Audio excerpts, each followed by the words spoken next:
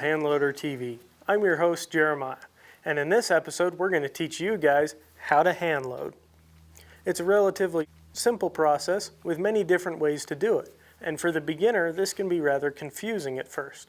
So we're going to give you a foundation to where you can do it safely and efficiently, and then as you grow in knowledge and experience, you can build upon that foundation. I'd like to start out by answering the age-old question of why should you hand load? There are many different reasons to hand load your own ammunition. It could be because you want to save money. It could be because you want to squeeze the most accuracy and velocity out of a particular firearm to tailor that load to that gun. Or it could be because you have an old or obsolete cartridge or rifle and the only option is to hand load your own ammunition. And make no mistake, there is a big initial cost to hand loading when you purchase your press, your components and tools and other things you'll need. But then your price per shot compared to factory ammunition versus hand loaded ammunition, you'll have a significant savings there when it comes to reloading your own. With that said, before we dive into the steps and walk you through how to hand load, there are some considerations to take before you make that jump. You're going to need a dedicated workspace with enough room to store your press, your components, and all your reloading related tools. Another consideration is your reloading bench. You're going to want a flat work surface that's fairly sturdy. Now you can mount the bench to the floor or to the wall or both if there's any wiggle. But it's a strong consideration to make to pick something sturdy right off the bat. This is a great bench for us. It's a Gladiator 8-foot long workbench. You don't have to have something that big. But it's nice because I don't have to bolt it to the floor or to the wall to keep it from moving, even when I'm doing some pretty crazy and extreme press work. We also have a list here that I'd like to walk you through of things you'll need in order to get started. So first on that list is a reloading press. There are 3 different basic types of reloading presses. You have single stage presses, which we'll be showcasing here. You have a turret press, and then you have progressive presses. I highly recommend for the beginner to start out with a single stage or turret press just for simplicity's sake. Next up on the list is you'll need a good set of reloading dies for the cartridge you wish to reload for. And don't forget the shell holder, as they're often not included with the dies. You'll need a way to dispense and weigh your powder charges, a way to seat primers using either the press or a hand primer, which we'll talk about more when we hit that step. A chamfer and deburr tool, a case trimmer with appropriate pilot, case lube, and a pad and neck brushes, powder funnel, primer flip tray, loading block, primer pocket cleaners, loaddata.com subscription, a reloading manual or handloader magazine, some reputable data source. Then you'll need a powder trickler if you're using a powder measure. I highly recommend that. A good caliper, and maybe some boxes to store your ammo, and a bullet puller, also not needed but highly recommended. A 3-ring binder or notebook for your record keeping, a case tumbler or a way to clean your brass, not needed but highly recommended for efficiency's sake. And then lastly, you'll need your components, your consumables, your brass, powder, primers, and bullets. So with that, we're going to show you starting out how to hand load for handgun or straight-walled cartridges. Then from there, we're going to jump over to reloading rifle or bottleneck cartridges. The first step in any reloading operation is to inspect your cases. You're going to want to visually inspect them thoroughly, looking for cracks, grit, grime, or anything that could cause an issue down the road. From there, I highly suggest you clean your cases because remember, whatever is on that case, you're going to be running up into your sizing die. And you don't want to put all that stuff into your die. It'll wear it out a lot faster. I like to use a dry tumbler here with an appliance timer to clean all my cases. That way I never forget to turn it off. Now we'll go ahead and remove from our die set here the first die, which is your sizing die. You can tell this die because it has a decapping pin protruding from the bottom about 3/16 of an inch, and that's where you're going to want it.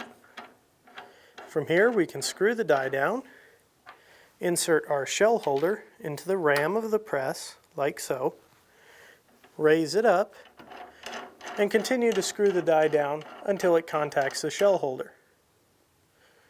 Then you can tighten your lock ring here.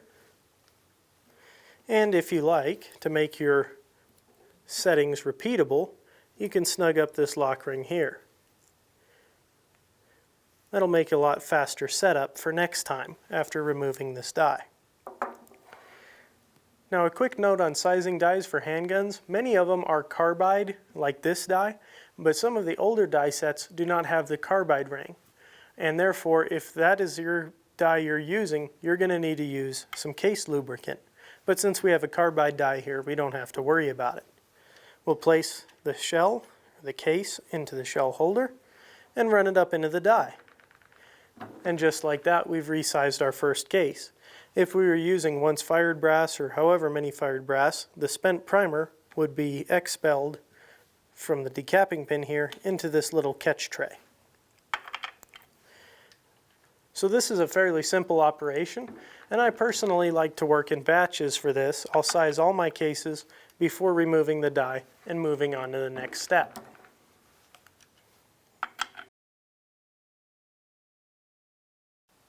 Once you've finished sizing all of your cases, it's time for some brass prep.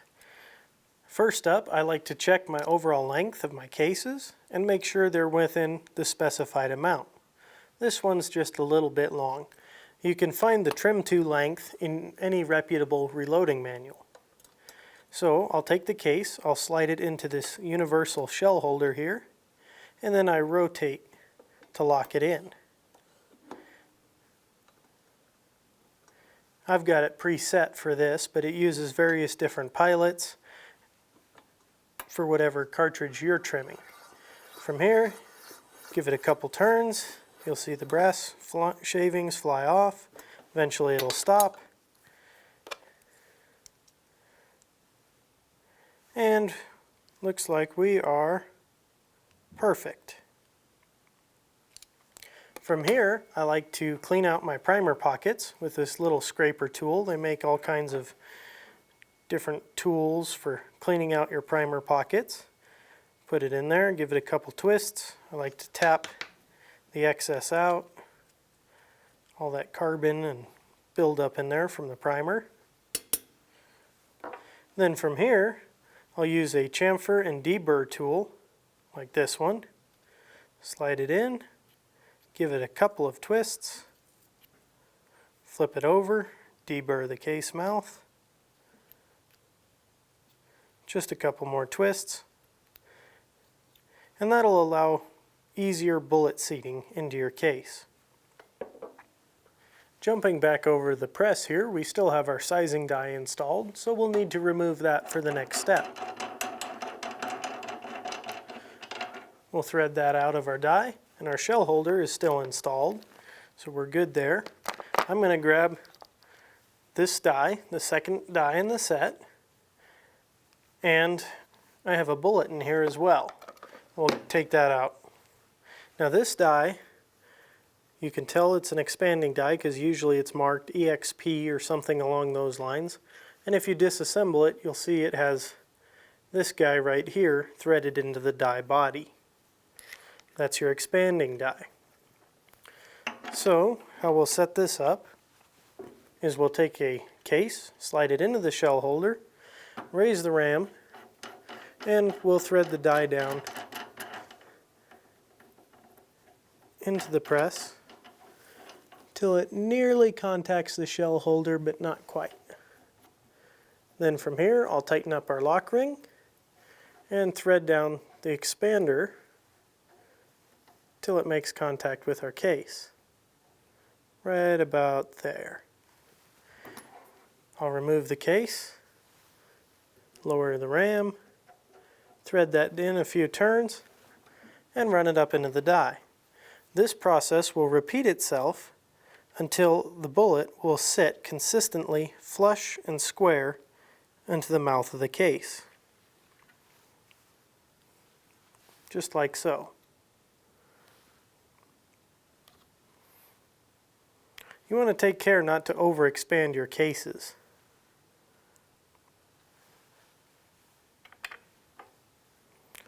So from here, I'll run through an entire batch, embell all the case mouths, Be sure to check them, make sure your bullet's going to fit in there square.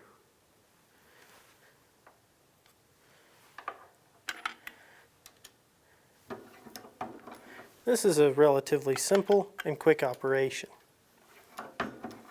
Once you have finished expanding all your case mouths, it's time for primers.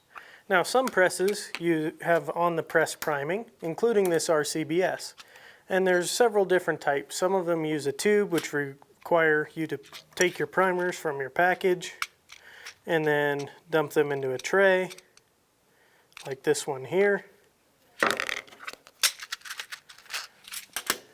And then you flip them over so that way they're all orientated the same way.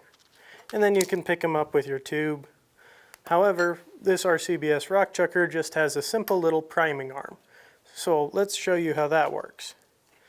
First up, I'll flip the arm up, raise it, lock it in, and then I'll take my unprimed case, place it onto the shell holder, grab a primer, which you have to handle with your fingers, which personally I'm not a big fan of, but then you simply push it forward, lowering the ram, and you've seated your first primer. You want to check it, make sure it has no wobble, and that primer has seated just below flush. That's perfect. Show you that one more time here. Case in the shell holder. Place a primer into the little priming arm. Lower the ram, push it forward. You'll feel it kind of give and seat. And there you have it. And flush. Now my personal favorite way to prime brass is using a hand primer. And this is probably one of my favorite tools on the market. This is from Frankfurt Arsenal. It's their hand primer. And I already have the shell holder and the correct ram installed. I've got some primers preloaded into the primer flip tray, which is included. You'll insert this into the back. Don't forget to open it up here. It's got a little block. Take your unprimed case, slip it into the shell holder, and you simply squeeze. And there you have it. You've primed your case. And you can see how quick of an operation this is with a hand primer. Also, a neat feature on this guy is it has a little wheel here that allows you to adjust the primer seating depth. Pretty neat. So now you know all about priming. Let's go ahead and talk about dispensing and weighing powder charges. For this step, your loading block really comes in handy. Also, you'll need your powder funnel and your powder measure. For the handgun, we're going to go ahead and use these standard powder measures. This one's from Redding, and that's what we'll be using. Hornady makes them, Lyman, RCBS, all the major companies make powder measures like this. And they all work very well. So when you're using one of these, what you're going to want to do is throw with cadence. 1, 2, 1, 2. And that will help uniform out your powder charges. So let's go ahead and start out here. I've got my cases and my loading block here. I'm going to take my funnel, place it on the first empty case, and then I've got my powder pan back here on my scale. I'll remove that, come up here to the powder measure, and throw with cadence. 1, 2. And I'm set up to throw about 4 grains of tight group for these 9mm loads. So I'm just a touch over 4 grains, but that's fine by me. Well within acceptable parameters. Now I'll take my funnel, move it onto the next case. And it's really handy to have a funnel that doesn't wobble around on you here. So again, we'll come back to the powder measure, throw with cadence. 1, 2, and check charge weight. Right there, just about 4 grains. Charge the next case. And we'll show you this one more time just so you guys get an idea. 1, 2. Then we'll come back over here. Sometimes you can throw a little bit under, and this is where a trickler really comes in handy with these guys, is you can very easily trickle up to desired charge weight. This trickler here is from Lyman. It's highly adjustable and a pretty handy tool to have.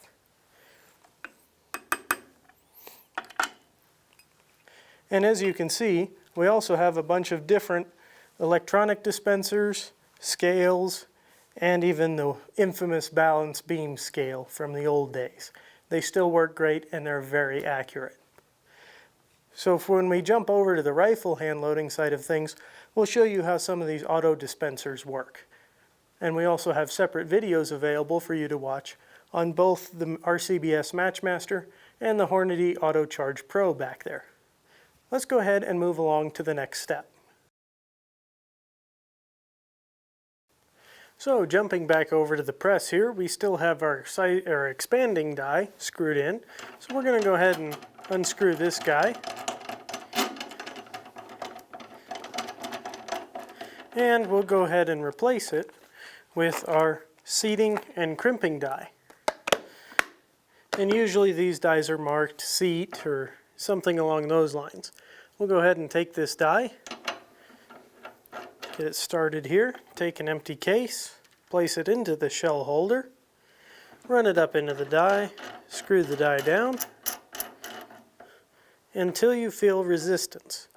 And what that is there's a crimp ring built into the die, and that crimp ring is contacting the case. So we're going to want to back it out about a quarter turn or so. It doesn't have to be exact because we don't want to crimp just yet. I personally prefer to crimp as a separate step. So now that we have our die set up, we'll take our primed and charged case, grab a bullet. These are 115 grain Hornady XTP pistol bullets. Place it onto the case here. There it is. Run it up into the die. Now that didn't feel like there was very much contact there. So we're going to lower it down a little bit. And I'm going to thread the seating stem, this top portion here. I'm going to screw that down.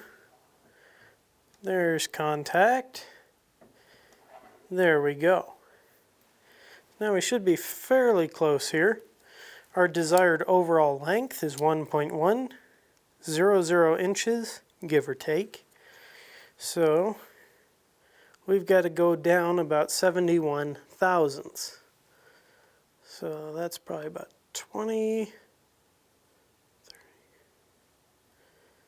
Try that for starters. And I'll go ahead and tighten up that lock ring for the seating stem. Take our same case here, and we'll run it back up into the die. Check again, about 30 thousandths more. Loosen up that lock ring a touch.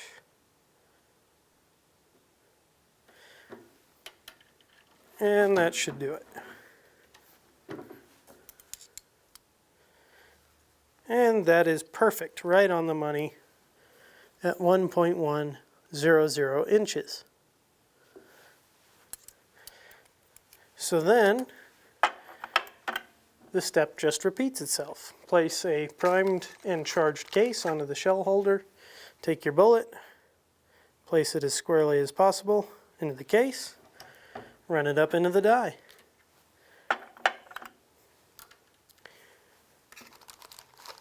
And we'll do one more, just to show you guys. And there you have it. A fairly simple operation. Now, to finish our cartridges, we're going to go ahead and crimp them. So what I'll do is I'll back out the seating stem up here, loosen the lock ring, back this guy out so that it doesn't come in contact with the bullet, and seat our bullet deeper. Then I'm going to loosen up the lock ring on the die body.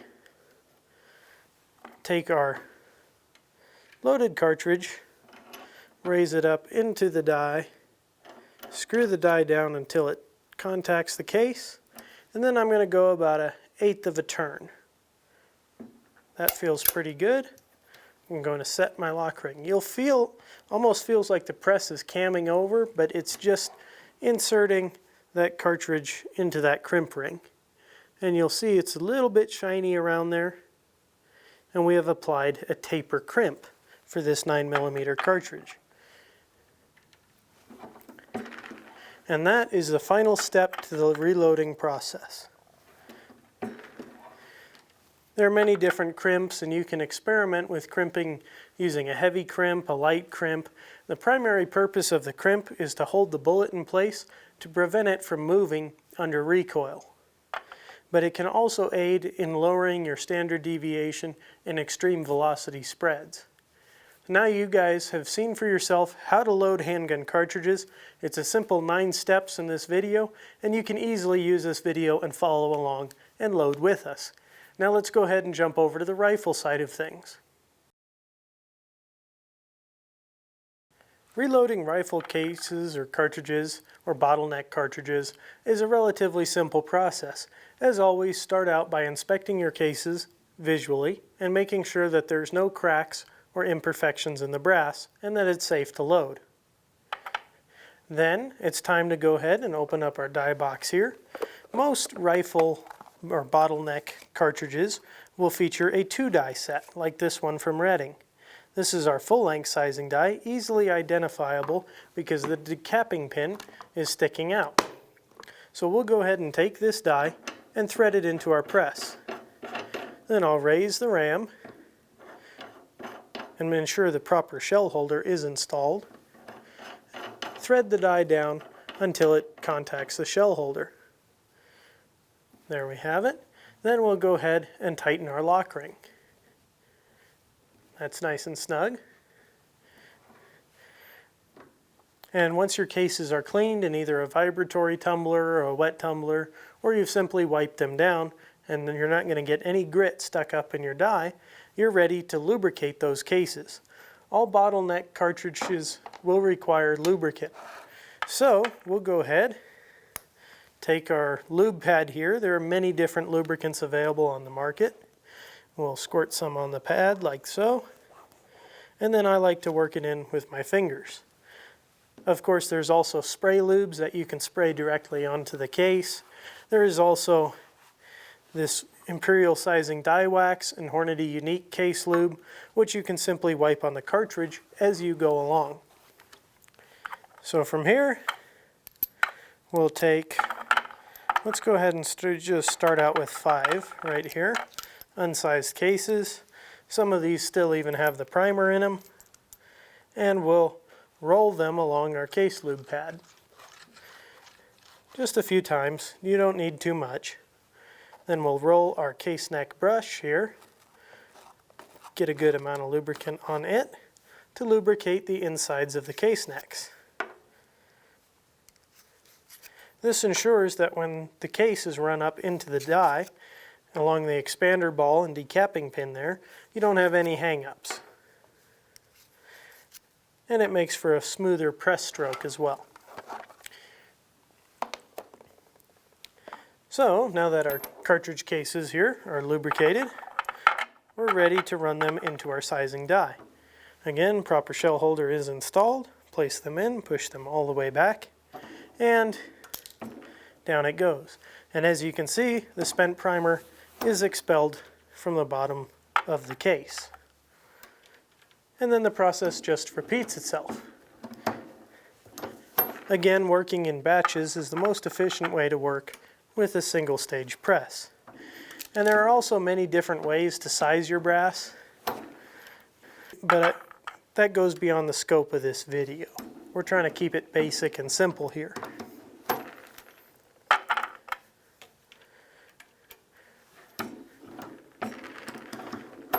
And so there you have it. 5 cases, all sized and ready to go. Let's go ahead and move on. Once you have completed sizing all the cases in your batch, you're going to want to remove all the case lubricant. You can do this by simply wiping them down with a cloth. I like these microfiber cloths for that purpose. Or if you so desire, you can also place them into a dry tumbler and tumble the case lubricant off of them. Then from there, you're going to want to take your case and check your overall length and make sure it's within the specified parameters outlined in your load data.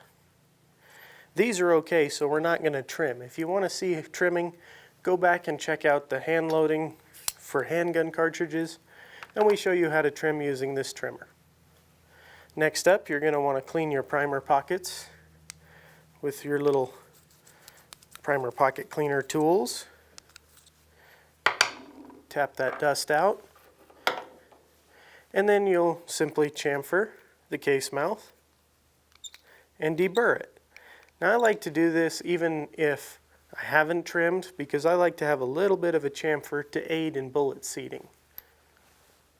So just like with reloading handgun cartridges, we have some different options when it comes to priming. And one thing I forgot to mention, it's probably a good idea to wear some safety glasses, as primers are the things that are most likely to go bang on you. So we'll put those on here. We'll go ahead and show you the press just like we did with the handgun. We've gone ahead and swapped out our primer cup here on the press from a small size to the large size, because we're using large rifle primers for this. So we'll set the ram up there, and we'll place the case into the shell holder, take our primer, place it into that cup, and seat a primer. There you have it, just below flush, nice and straight, sits flat. That's what you're looking for. Show you that one more time. Case in the shell holder, grab a primer into the arm, lower the ram until you feel that little bit of give. You want to take care not to crush it, because you can apply a lot of force with these presses. You don't want to crush your primer. And of course, alternatively, you can use a hand primer, which honestly is my preferred method here, just because of how quick it is. And you can do this, if you're careful, just about anywhere. So it's one of these things that you don't have to be dedicated to the bench to perform.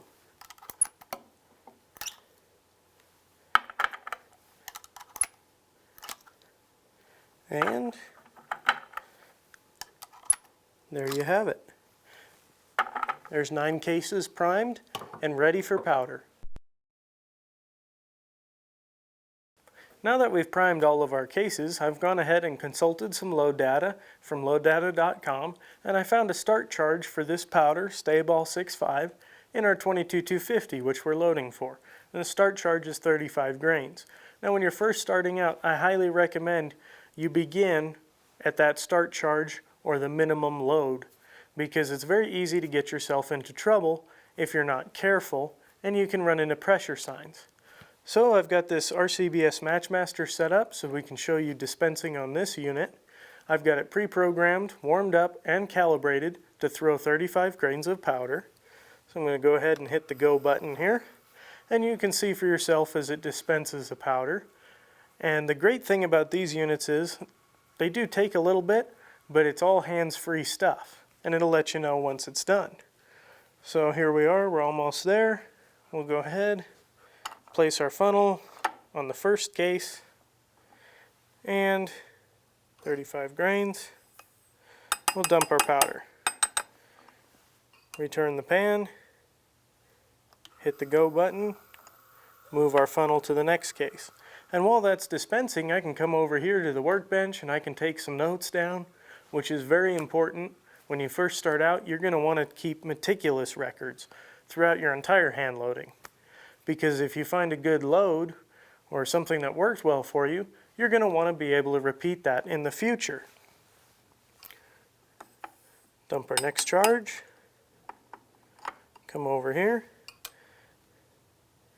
And I'll hit the go button. So as you can see, it's a fairly repetitive process. Hand loading in general is repetitive, but it offers some unique advantages of you allowing to tailor your charges, tailor your velocity, and do all kinds of neat stuff. So there's our next charge. I'll go ahead, return that there, move my funnel over. I'll finish charging these cases, and then we'll jump over to bullet seating. So now all of our cases are charged here, and I've double checked them to make sure that there's powder in all of the cases and we didn't miss one or overcharge one. So now we have our sizing die still screwed into the press. We're going to remove that and we're going to replace it with our bullet seating die. Return that to the box. And how we'll set this die up is just like the handgun die for seating and crimping. Place the case into the shell holder, raise the ram, screw the die down,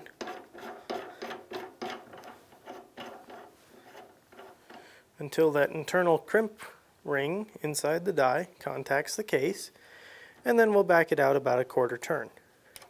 Again, doesn't have to be perfect or exact.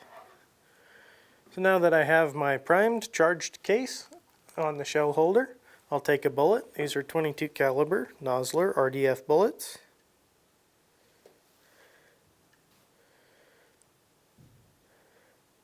And place it as straight as I can on the case, and we'll run it up into the die. Now notice I'm not lowering the ram all the way just yet, because I want to see and make sure I'm not seating that bullet too deep. I happen to know my rifle has a little bit of a long throat, so I'm loading these a little bit above the specified overall length. My goal is about 2.405 inches. I'm at 2.455, so I'll come down about 50 thousandths roughly. We'll see where that puts me. Check our overall length. Just a little bit more.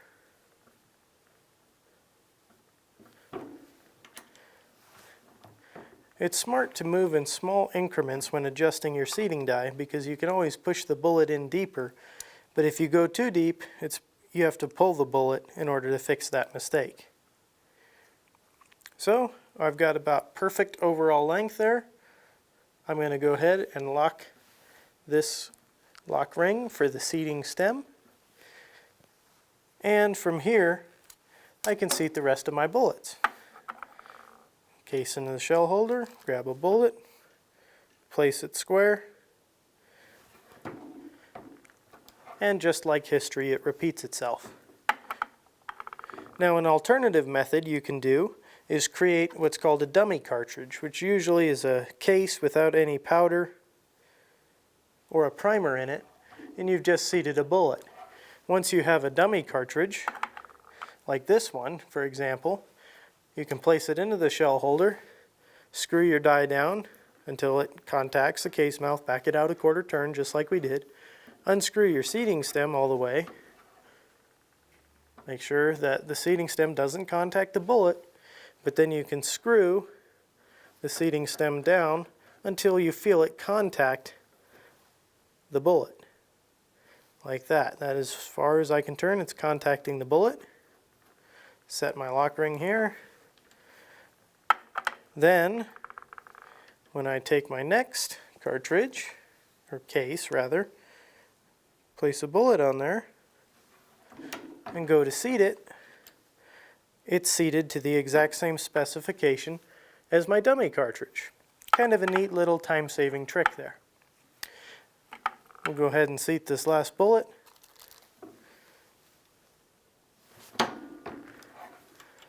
And there you have it. Now that you've seen the 9 simple steps to reload handgun cartridges and the 7 simple steps to reload rifle cartridges, you have a foundation to which you can build upon. And I urge you, don't stop your learning here. Check out Hornady Handbook of Cartridge Reloading. Maybe pick yourself up a Nosler Reloading Guide number 9. Check out the 22-250 data while you're at it. Hodgdon Annual Manual, Western Powders Reloading Guide. These are all great sources of information. Maybe even consider subscribing to Handloader magazine. It's a great way to support the channel here, support what we do, and we cover a ton of different topics and cartridges. So grow your knowledge, build upon what you've just learned, and take it to the next level. I highly encourage you guys to do so. With that said, if you liked what you saw, please give us a thumbs up and let us know that you liked this video. And as always, don't forget to subscribe and hit that bell icon so you're notified when we post our next video. And if you have any questions about hand loading, anything we covered in this video, be sure to leave them in the comments below, and I'll be sure to read and respond to every one of those. Thank you so much, and we will catch you in the next episode.